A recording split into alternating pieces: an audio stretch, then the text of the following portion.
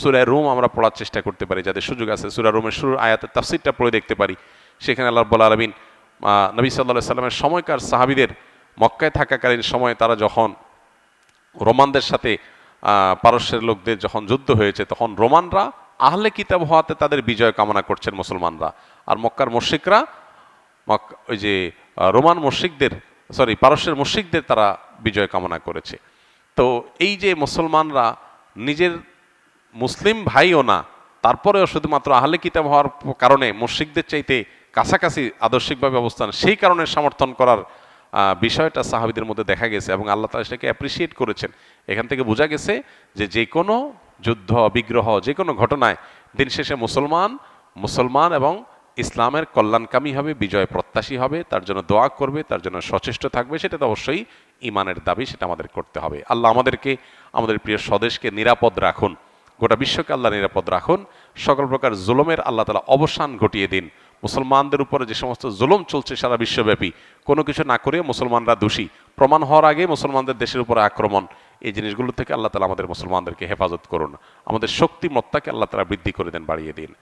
মুসলমান এবং অমুসলমানদের মধ্যে কোনো সংঘাত বা যুদ্ধ সংগঠিত হলে একজন মুসলমান হিসেবে আমাদের কোন পক্ষে থাকা উচিত বা করণীয় কি, এটা তো বলার অপেক্ষা রাখে না, প্রশ্ন করার অপেক্ষা রাখে না।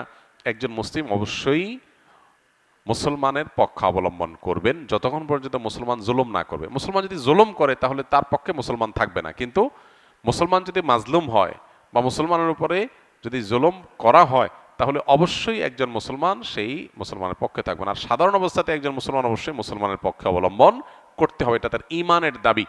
আল হুব্বুলিল্লাহ ওয়াল বুগদুলিল্লাহ, আল্লাহর জন্য ভালোবাসা, আল্লাহর জন্য বৈরিতা, এটা না থাকলে ঈমান থাকবে না, এটা আমাদের মাথায় রাখতে হবে।